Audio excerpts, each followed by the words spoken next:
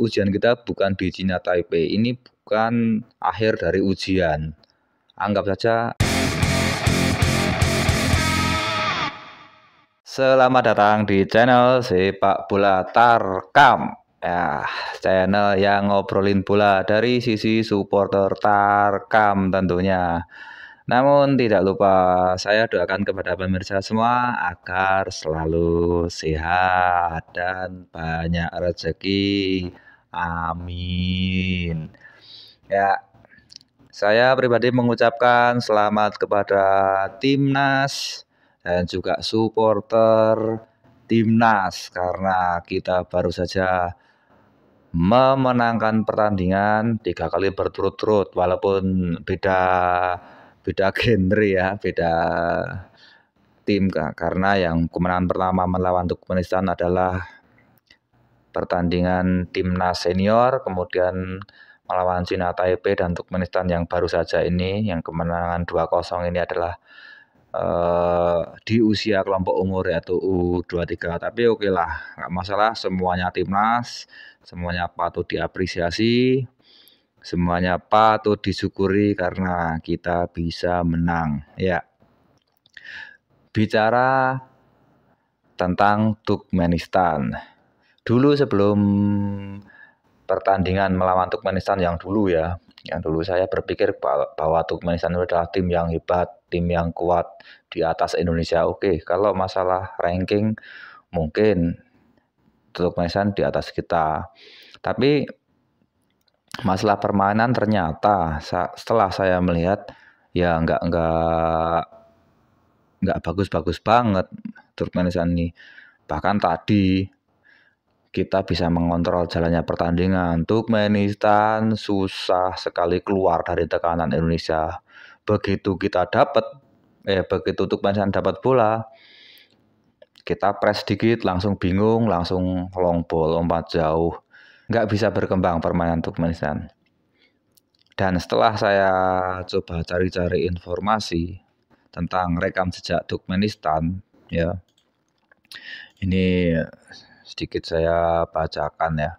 Turkmenistan itu pernah kalah melawan Malaysia, pernah kalah melawan 2 kali melawan Malaysia, pernah kalah melawan mana lagi nih? Korea, jelas kalah kalau sama Korea. Terus menang lawan Sri Lanka, kalah lawan Jepang, kalah lawan Oman, kalah lawan Uzbekistan, menangnya lawan Afghanistan, menang lawan Singapura, imbang lawan Singapura, menang lawan Tionghoa Taipei, Cina Taipei, menang kalah lawan Guam pernah. Ya, dari track record yang saya baca ini sebenarnya Turkmenistan nggak bagus-bagus banget menurut saya. Dan kalau boleh membandingkan, Turkmenistan itu levelnya masih seperti di ASEAN lah menurut saya. 2 kali Turkmenistan kalah melawan Malaysia. Jadi kan ya mirip-mirip dengan kita kan, pernah kalah lawan Malaysia, pernah menang juga lawan Malaysia. Ya mirip-mirip. Nah, jadi hal yang wajar lah kalau Indonesia menang melawan Turkmenistan itu maksudnya itu nggak perlu dibesar-besarkan bahwa Turkmenistan adalah tim hebat, tim kuat, kita bisa mengalahkan mereka. Dan inilah titik balik sepak bola Indonesia di bawah Sintayong, sehingga kemungkinan kita bisa berbicara di level yang lebih tinggi. Nggak seperti itu. Ini Turkmenistan masih di bawah kita. Ujian kita masih ada yang lebih besar lagi. Kita ingin menyamai levelnya Korea atau Jepang, bukan Turkmenistan. Anggap saja Turkmenistan ini ya tanpa mengurangi rasa hormat tim Turkmenistan, ya anggap saja ini ya lawan uji coba lah menurut saya. Kita masih punya target yang lebih tinggi lagi. Jadi jangan berbangga diri dulu, jangan berbesar kepala dulu ketika kita bisa melawan Turkmenistan. Oke, kemudian kita beralih ke Cina Taipei. Indonesia bisa menang 9-0. Ini adalah skor fantastis. Banyak supporter bola yang mengatakan baru kali ini timnas bisa bermain bagus, baru kali ini timnas bermain seperti ini, bla bla, dan di bawah Sintayong bla bla, dan sebagainya. Sebenarnya nggak gitu-gitu juga banget.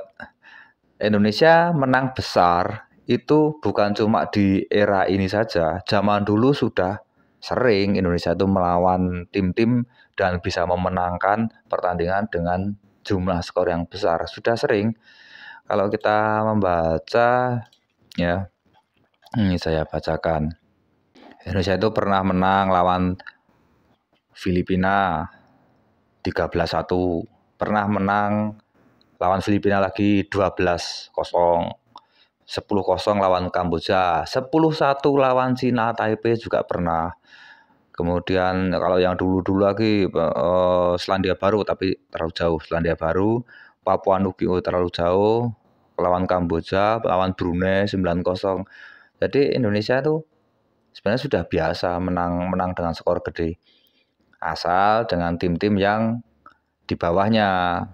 Kemudian tahun 2000-an waktu itu asuhan Benny dulu di Piala Dunia, ya.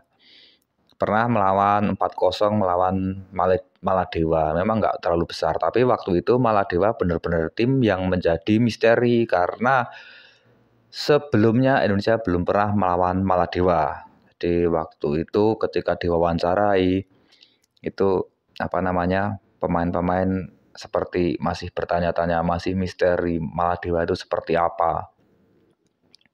Jadi ketika pertandingan ternyata Maladewa di bawah kita secara skill, dan walaupun cuma menang 4-0 dianggap sudah besar. Permainan Indonesia sangat bagus dengan sepertinya publik bola dan saya pribadi waktu itu ketika menonton, wah ini kayaknya permainan Indonesia sudah sangat menjanjikan, sudah layak lolos Piala Dunia sepertinya. Tapi entah kenapa, karena ketika Indonesia melawan tim yang boleh dibilang sejajar, nggak usah di atasnya, tapi sejajar gitu aja, langsung kelihatan banget ngedropnya, langsung kelihatan banget turun performanya. Kita selalu kesulitan, ketika di press dikit langsung bingung, langsung long ball. Ya akhirnya timnas waktu itu di bawah asuhan Benny dulu nggak lolos grup karena terhenti oleh Cina. Cina menang 5-1.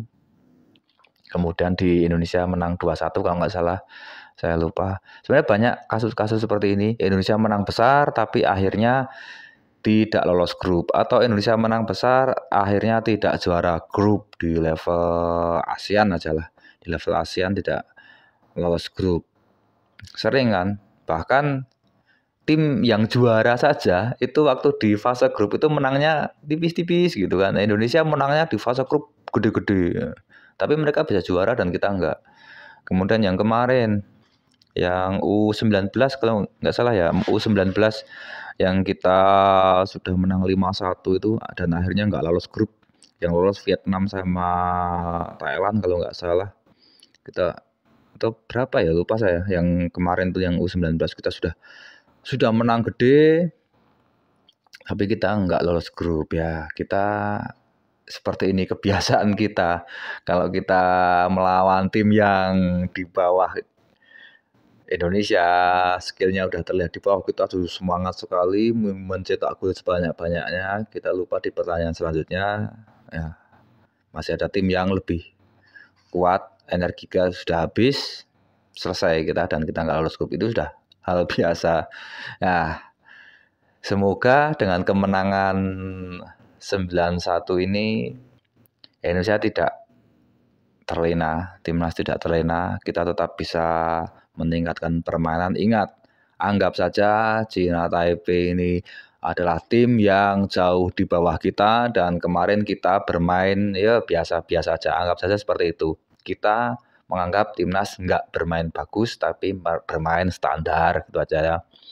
Sehingga kita punya semangat atau punya keinginan untuk meningkatkan performa yang lebih tinggi lagi. Ingat, ujian kita bukan di Cina Taipei, ini bukan akhir dari ujian. Anggap saja Cina tapi sedang jelek-jeleknya atau gimana terserah. Dan tujuan kita ingin menyamai Jepang, Korea, Arab, dan yang lain sebagainya, tim-tim Asia yang langganan Piala Dunia. Kita di situ. Keinginan kita di situ, harapan kita di situ. Jangan terlena dengan kemenangan besar, tetap tingkatkan performa, ujian yang sesungguhnya ada di pertandingan nanti di level Asia. Oke, semoga Indonesia semakin maju, tingkatkan performa dan bisa berbicara banyak di level Asia, syukur-syukur dunia. Maju terus timnas.